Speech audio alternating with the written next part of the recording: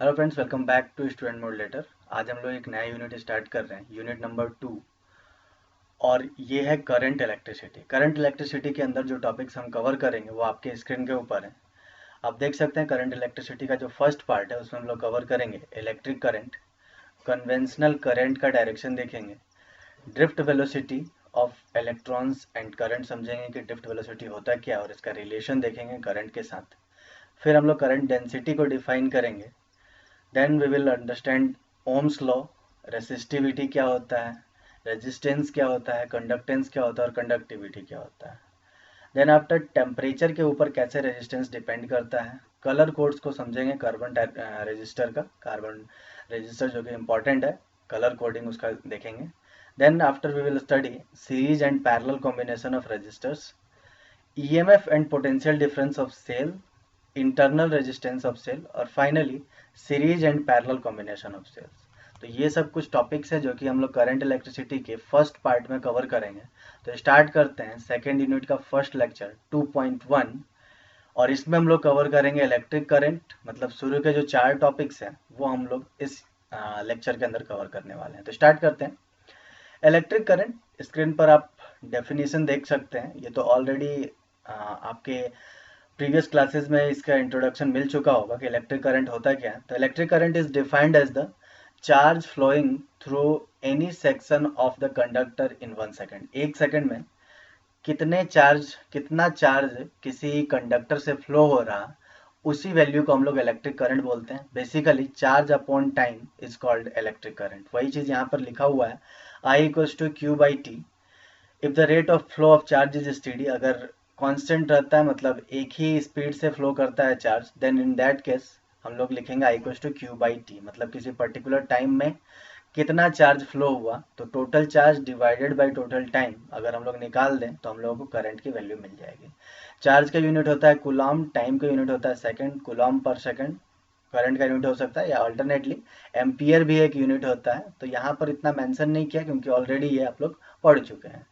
दूसरी बात, अगर charge time to time charge का फ्लो जो है वो चेंज होता रहे, मतलब रेट ऑफ फ्लो जो है वो चेंज होता रहे, तो उसके केस में हम लोग I = Q/T फॉर्मूला यूज ना करके I = dQ/dt यूज करेंगे। मतलब रेट ऑफ चेंज या rate of flow of charge will be called electric current. ठीक है, तो इसमें हम लोगों ने dQ/dt इसलिए लिया क्योंकि ये Q जो वैल्यू है ये टाइम के रिस्पेक्ट में जो चार्ज है उसका फ्लो जो है वो चेंज हो रहा है। इस कारण से हम लोग I = dQ/dt लेंगे। I = Q/T तब लेंगे जब कॉन्स्टेंटली एक ही स्पीड से एक ही रेट से अगर चार्ज फ्लो हो रहा तब। तो ये दोनों फार्मूला है जो कि अलग अलग टाइम पर यूज आएगा क्वेश्चन सॉल्व करते टाइम। तो दोनों फार्मूला आप लोग को समझ लेना चाहिए।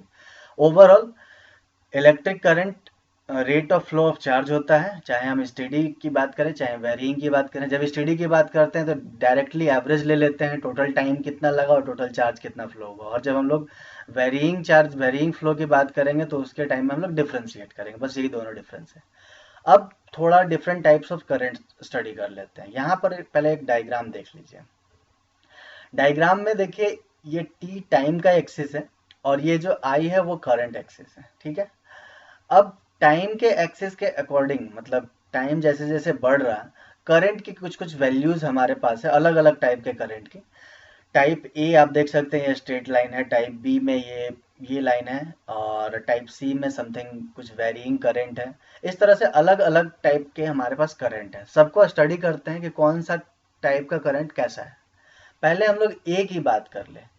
तो टाइम बढ़ रहा है लेकिन करंट की जो वैल्यू है वो फिक्स्ड है किसी पर्टिकुलर वैल्यू पे। मान लेते हैं अगर यहाँ पे 5 एम्पियर था तो यही 5 एम्पियर ये मेंटेन्ड है, टाइम चाहे कितना भी चेंज हो रहा हो करंट की वैल्यू चेंज नहीं हो रही। इसका मतलब ये हुआ कि ये एक स्टेडी करंट का एग्जांपल है। तो ए जो है हमारा steady current which does not very with time, time के साथ उसके वैल्यू में, करंट के वैल्यू में कोई भी चेंज नहीं हो रहा।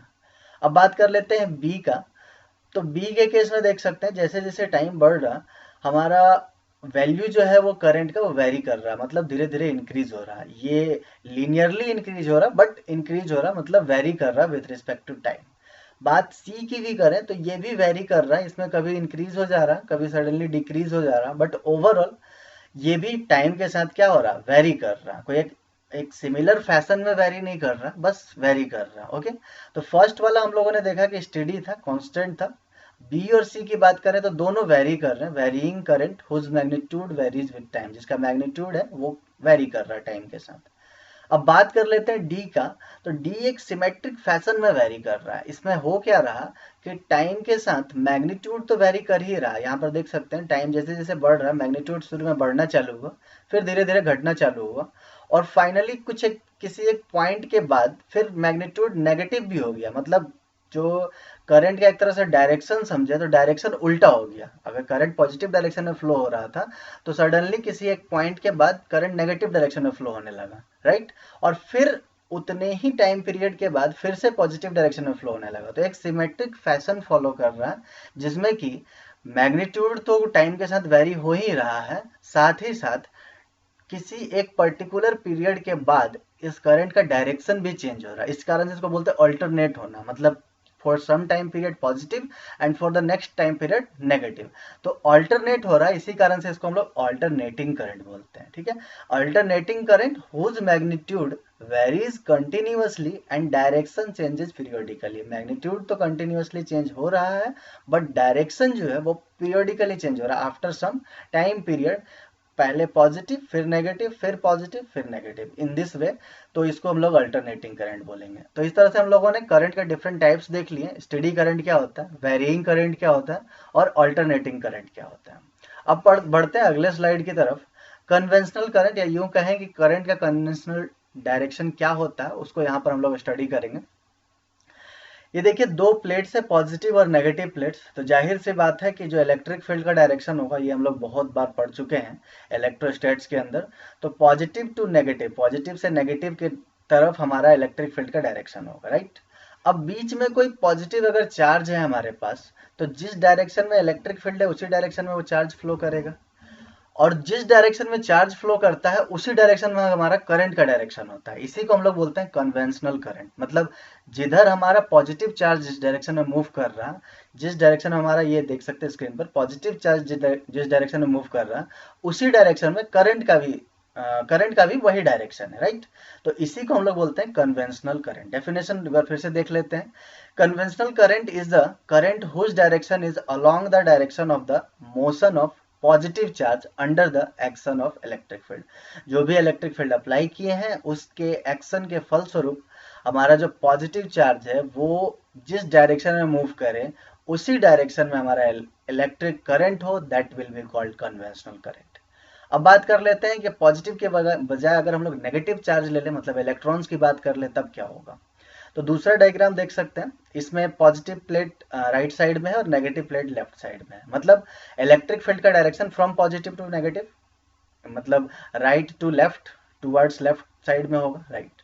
अब बात कर लेते हैं इसके बीच में अगर कोई इलेक्ट्रॉन्स है, मतलब नेगेटिव चार्ज है, तो हम लोग ये तो पढ़ ही चुके हैं कि इलेक्ट्रिक फील्ड के अपोजिट डायरेक्शन में हमारा नेगेटिव चार्ज मतलब इलेक्ट्रॉन्स फ्लो करता है। तो अगर इलेक्ट्रिक फील्ड का डायरेक्शन कुछ इस तरह से रहा, इस डायरेक्शन में रहा, तो इलेक्ट्रॉन्स का डायरेक्शन, फ्लो का डायरेक्शन इधर होगा, राइट वर्ड होगा, राइट। अब चूंकि इलेक्ट्रॉन का डायरेक्शन राइटवर्ड है, तो हमारा करंट का डायरेक्शन जो कन्वेंशनल करंट है वो उसके जस्ट अपोजिट डायरेक्शन में होता है। मतलब क्यों, क्योंकि हम लोग देख चुके हैं पॉजिटिव चार्ज के डायरेक्शन, अगर पॉजिटिव चार्ज होता तो किस डायरेक्शन में फ्लो करता, टुवर्ड्स द लेफ्ट, मतलब जो करंट का डायरेक्शन है। लेकिन नेगेटिव जो हमारा नेगेटिव जो इलेक्ट्रॉन्स है वो किधर फ्लो कर रहा है, राइटवर्ड फ्लो कर रहा है। ओवरऑल इस डायग्राम को या इस कन्वेंशनल करंट को समझने का मतलब यही हुआ कि जिस डायरेक्शन में पॉजिटिव चार्ज फ्लो करे उसी डायरेक्शन में करंट फ्लो करेगा, और जिस डायरेक्शन में नेगेटिव चार्ज फ्लो करे उसके अपोजिट डायरेक्शन में करंट फ्लो करेगा। This is conventional current, right.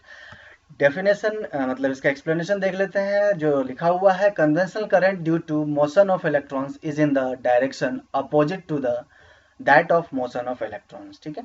तो opposite to that of motion of electrons and along the direction of the motion of positive charge. यही आपको बेसिकली याद रखना है कि जिधर पॉजिटिव चार्ज मूव करेगा कन्वेंशनल करंट का डायरेक्शन सेम डायरेक्शन में होगा, जिधर नेगेटिव चार्ज मूव करेगा कन्वेंशनल करंट का डायरेक्शन उसके अपोजिट डायरेक्शन में होगा, राइट।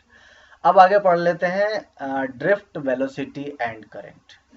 पहले समझते हैं ड्रिफ्ट वेलोसिटी क्या होता है। तो बेसिकली जैसे ही हम लोग किसी कंडक्टर के अक्रॉस में कोई बैटरी कनेक्ट करते हैं, पोटेंशियल डिफरेंस अप्लाई करते हैं, तो उसके केस में क्या होता है कि फ्री इलेक्ट्रॉन्स होते हैं। अब free electrons towards the positive terminal, जो जैसे डायग्राम यहाँ पर देख सकते हैं आप, ये है बैटरी और ये रहा हमारा कंडक्टर, राइट। अब इसके अंदर बहुत सारे फ्री इलेक्ट्रॉन्स होंगे, मतलब नेगेटिव चार्ज। तो ये जो नेगेटिव चार्ज है ये पॉजिटिव प्लेट की तरफ अट्रैक्ट होंगे, पॉजिटिव प्लेट की तरफ जाना चाहेंगे। तो मूवमेंट इसका पॉजिटिव प्लेट की तरफ होने की वजह से सब एक दूसरे से इलेक्ट्रॉन जो है वो टकराएंगे, और उस टकराने की वजह से एक ड्रिफ्ट क्रिएट होगा, और वो ड्रिफ्ट जो है ओवरऑल एक एवरेज वेलोसिटी देगा, और उसी को हम लोग ड्रिफ्ट वेलोसिटी बोलते हैं, ठीक है। मतलब एक दूसरे को ड्रिफ्ट, एक दूसरे को धक्का देते हुए आगे बढ़ने की कोशिश करेंगे, उसी कारण से एक एवरेज वेलोसिटी क्रिएट होगा टूवर्ड्स द पॉजिटिव प्लेट, और वही एवरेज वेलोसिटी को हम लोग ड्रिफ्ट वेलोसिटी बोलते हैं। फिलहाल इस डिस्कशन में इतना ही पढ़ना है जो कि हमारे कोर्स के लिए यूजफुल है। तो drift velocity is defined as the velocity with which the free electrons get drifted towards the positive terminal under the effect of the applied electric field. जिस एवरेज वेलोसिटी से इलेक्ट्रॉन्स हमारे positive plates की तरफ move करना चालू करते हैं, motion करना चालू करते हैं, वही वेलोसिटी हमारा ड्रिफ्ट वेलोसिटी है। अब ड्रिफ्ट वेलोसिटी की वैल्यू कैसे निकालें? तो देखिए बेसिकली क्या है, जब भी दो इलेक्ट्रॉन्स आपस में टकराएंगे तो टकराने के बीच में कुछ एक रिलैक्सेशन टाइम होगा, ठीक है। जैसे मान लीजिए कि एक दूसरे से टकराता है तो थोड़ा आगे बढ़ेगा, अब क्या है नेक्स्ट वाला फिर से जब टकराने जाएगा तो उसके बीच का एक इंटरवल होगा कुछ ना कुछ, हमें ऐसा नहीं कि चिपका हुआ ही रहेगा, टकराएगा फिर आगे वो बढ़ेगा, धक्का देगा उसको, फिर से ये टकराएगा, सोन। तो इस तरह से उनके बीच में मतलब बिटवीन टू कॉलिजन्स कुछ ना कुछ एक टाइम रहेगा जिस समय वो फ्री रहेगा, उसी को हम लोग, या रिलैक्स्ड रहेगा, उसी को हम लोग रिलैक्सेशन टाइम बोलते हैं।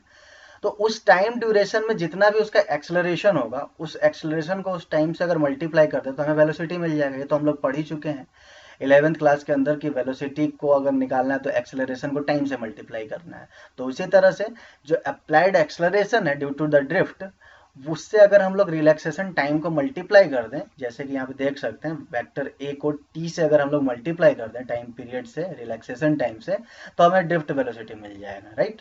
तो ड्रिफ्ट वेलोसिटी को हम लिख सकते हैं एक्सेलरेशन इनटू टाइम। अब बात रही कि एक्सेलरेशन कैसे निकालें। तो ये इलेक्ट्रॉन्स जो हैं, ये इलेक्ट्रॉन्स किसी अप्लाइड वोल्टेज के कारण, किसी अप्लाइड वोल्टेज के कारण जो इलेक्ट्रिक फील्ड प्रोड्यूस हुआ है, वेक्टर ई देख सकते हैं, इस इलेक्ट्रिक फील्ड के वजह से एक्सेलरेट हो रहे हैं, राइट। तो इलेक्ट्रिक फील्ड की वजह से एक्सेलरेट हो रहे हैं मतलब कोई ना कोई फोर्स लग रहा हो। फोर्स ऑलरेडी हम लोग पढ़ चुके हैं कि force equals to charge into electric field होता है। इसके केस में क्या होगा, यहाँ पर चार्ज जो है वो इलेक्ट्रॉनिक चार्ज है माइनस में, तो इसलिए minus E into vector E, ये फोर्स हो गया applied on electrons due to this applied voltage या बैटरी जो भी है, ठीक है। तो इस बैटरी की वजह से जो इलेक्ट्रिक फील्ड मिला, उस इलेक्ट्रिक फील्ड की वजह से एक इलेक्ट्रॉन के ऊपर जो फोर्स लग रहा वो लग रहा माइनस ई इंटू वैक्टर ई। और फोर्स का एक और फॉर्मूला हम लोग जानते हैं, mass into acceleration, m into a. तो जब दोनों को इक्वेट करेंगे तो फिर हमें एक्सेलरेशन की ये वैल्यू मिल जाएगी। इजी है, आप खुद से कर सकते हैं। तो एक्सेलरेशन की ओवरऑल वेक्टर ए की वैल्यू मिल गई हमें minus E into vector E divided by M, और ये जो टाइम रिलैक्सेशन टाइम था वो तो मल्टीप्लाई में रहेगा ही। तो ड्रिफ्ट वेलोसिटी को आइदर दिस वे और मोर एलोबरेटली हम लोग इस फॉर्म में लिख सकते हैं। ये तो बात हो गई ड्रिफ्ट वेलोसिटी के। अब हम लोग ड्रिफ्ट वेलोसिटी से करंट कैसे निकाल सकते हैं, करंट की नेट जो वैल्यू होगी इस कंडक्टर में, वो ड्रिफ्ट वेलोसिटी से उसका क्या रिलेशन है वो भी देख लेते हैं। तो बेसिकली ड्रिफ्ट वेलोसिटी क्या दे रहा है, एवरेज वेलोसिटी ऑफ इलेक्ट्रॉन्स, मतलब एक इलेक्ट्रॉन कितना डिस्प्लेस हो रहा है एक सेकंड में, एक सेकंड में एक इलेक्ट्रॉन कितना दूर डिस्प्लेस हो रहा है, ये हमारा ड्रिफ्ट वेलोसिटी बता रहा है, ठीक है। जैसे यहाँ पर इस डायग्राम की बात करें और सपोज करें कि यहाँ से यहाँ तक डिस्प्लेस हुआ है एक सेकंड में, तो ये डिस्प्लेसमेंट को अगर हम लोग एरिया से मल्टीप्लाई कर दें तो इस वॉल्यूम में आने वाले बहुत सारे इलेक्ट्रॉन्स होंगे, वो सारे इसके अंदर कैप्चर हो जाएंगे। अब हमें निकालना है कि कितने इलेक्ट्रॉन्स आएंगे, ठीक है, क्योंकि एक ऐसा तो नहीं कि एक सिंगल इलेक्ट्रॉन ही है, इस वॉल्यूम के अंदर बहुत सारे इलेक्ट्रॉन्स होंगे। तो टोटल नंबर ऑफ इलेक्ट्रॉन्स पहले निकालते हैं कि कितना नंबर ऑफ इलेक्ट्रॉन्स एक सेकंड में डिस्प्लेस हुआ, राइट। तो एक्सेलरेशन से हम लोग ड्रिफ्ट वेलोसिटी को मल्टीप्लाई, सॉरी एरिया से, क्रॉस सेक्शनल एरिया से हम लोग ड्रिफ्ट वेलोसिटी को मल्टीप्लाई कर दिए, तो हमें मिल गया कि एक वॉल्यूम कि इतना वॉल्यूम डिस्प्लेस हुआ 1 सेकंड में, राइट। अब उस वॉल्यूम में कितने इलेक्ट्रॉन्स थे ये कैसे मिलेगा, तो उसमें हम लोग n से मल्टीप्लाई कर देंगे। n जहां पर क्या है, नंबर डेंसिटी ऑफ इलेक्ट्रॉन्स, मतलब इलेक्ट्रॉन्स पर यूनिट वॉल्यूम में, एक यूनिट वॉल्यूम में कितने इलेक्ट्रॉन्स है वो है n। तो n से अगर हम इस वॉल्यूम को मल्टीप्लाई कर दें तो मिल जाएगा कि इस वॉल्यूम में कितने इलेक्ट्रॉन्स थे, और उतने ही इलेक्ट्रॉन्स 1 सेकंड के अंदर डिस्प्लेस हुए, उतने ही इलेक्ट्रॉन्स 1 सेकंड के अंदर डिस्प्लेस हुए। तो टोटल चार्ज कितना डिस्प्लेस हुआ 1 सेकंड में, टोटल चार्ज अगर हमें निकालना है तो चार्ज के लिए हम लोग इलेक्ट्रॉनिक चार्ज से मल्टीप्लाई कर देंगे, क्योंकि हर एक इलेक्ट्रॉन पर कितना चार्ज होता है, इलेक्ट्रॉनिक चार्ज के बराबर।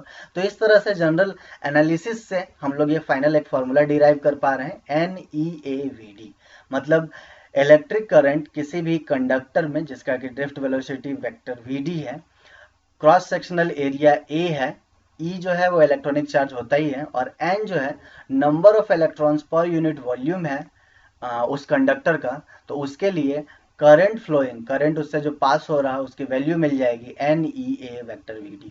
और ये ध्यान रखना है कि ड्रिफ्ट वेलोसिटी का डायरेक्शन किधर होगा, जिधर इलेक्ट्रॉन फ्लो कर रहा है उधर नहीं, उसके अपोजिट डायरेक्शन में होगा, राइट। क्योंकि हम लोग जानते हैं, इससे पहले हम लोग पढ़ ही चुके हैं कि करंट का जो डायरेक्शन ऑफ फ्लो होता है वो नेगेटिव चार्ज के अपोजिट में होता है। तो इलेक्ट्रॉन अगर टुवर्ड्स A मूव कर रहा है तो इलेक्ट्रिक करंट इसके अपोजिट डायरेक्शन में मूव करेगा, जो कि इस एरो से दिखाया गया है। तो इस तरह से हम लोगों ने ड्रिफ्ट वेलोसिटी को समझ लिया क्या होता है, कन्वेंशनल करंट समझ लिया, और फिर ड्रिफ्ट वेलोसिटी और करंट का रिलेशन भी देख लिया क्या होता है। अब एक और टॉपिक पढ़ लेते हैं इस क्लास में, current density. Current density, current के बारे में तो हम लोग पढ़ चुके हैं, करंट डेंसिटी क्या होता है। तो density at A point with in a conductor is the current through a unit area of the conductor, ठीक है। मतलब टोटल करंट अगर किसी एक पर्टिकुलर कंडक्टर से पास हो रहा I, तो वो उसमें अगर हम लोग area, cross sectional area A से डिवाइड दे दें तो हम लोगों को मिल जाएगा कि डेंसिटी क्या है, मतलब पर यूनिट एरिया से कितना करंट पास हो रहा है ये मिल जाएगा। इसी को हम लोग करंट डेंसिटी बोलते हैं। Around that point provided the area is perpendicular to the direction of flow of current at that point. ये भी ध्यान रखना है कि जो एरिया, जो क्रॉस सेक्शनल एरिया है, ये फ्लो ऑफ करंट के परपेंडिकुलर हो, राइट। तो यहाँ पर तो देख सकते हैं कि करंट का डायरेक्शन ये है और क्रॉस सेक्शनल एरिया जो है ऑफकोर्स परपेंडिकुलर है करंट के डायरेक्शन से, तो इस कारण से डायरेक्टली हम लोग I/A कर सकते हैं, ठीक है। तो ये रहा हमारे पास करंट डेंसिटी, J = I/A। अब I/A की बात करें तो I का फॉर्मूला तो हम लोग ऑलरेडी डिराइव कर चुके हैं in form of drift velocity NEAVD। तो उसको पुट कर देंगे NEAVD, तो A और A कैंसिल हो जाएगा, ओवरऑल हमें NEVD मिल जाएगा। तो करंट डेंसिटी का फॉर्मूला मिल गया N × E × VD, जहाँ VD ड्रिफ्ट वेलोसिटी है, E इलेक्ट्रॉनिक चार्ज है, और N जो है वो चार्ज डेंसिटी है, मतलब number of electrons per unit volume कितना है। वेक्टर फॉर्म में अगर हम लोगों को करंट डेंसिटी और एरिया को दोनों को मल्टीप्लाई करना हो तो डॉट प्रोडक्ट लगाएंगे, क्योंकि दोनों अगर बात की जाए तो एरिया का जो नॉर्मल वेक्टर है वो इस एरिया के परपेंडिकुलर होता है, तो वो डायरेक्शन और वेक्टर J का डायरेक्शन दोनों सेम होगा, तो डॉट प्रोडक्ट लगा देंगे तो हमें करंट का डायरेक्शन, मतलब करंट मिल जाएगा बेसिकली। तो इन वेक्टर फॉर्म हम लोग डॉट प्रोडक्ट के फॉर्म में इसको लिख सकते हैं, vector J dot vector A = I, ठीक है। तो करंट डेंसिटी हम लोग समझ चुके हैं, करंट डेंसिटी क्या होता है, और इस क्लास में आई होप आप लोगों को समझ में आया होगा इलेक्ट्रिक करंट के बारे में, डिफरेंट टाइप्स ऑफ करंट जो हम लोगों ने पढ़ा, कन्वेंशनल करंट, और फिर ड्रिफ्ट वेलोसिटी एंड करंट का जो रिलेशन देखा, और फाइनली जो हम लोगों ने करंट डेंसिटी स्टडी किया। ये सारे टॉपिक समझ में आए होंगे, इससे रिलेटेड क्वेश्चंस आप डिस्क्रिप्शन में देख सकते हैं, और आने वाले क्लासेस में कुछ और टॉपिक्स कवर करूंगा करंट इलेक्ट्रिसिटी को, और जल्दी से जल्दी इस पूरे कोर्स को कंप्लीट करने की कोशिश करूंगा। Thank you so much for watching this video and keep watching this video series. Thank you.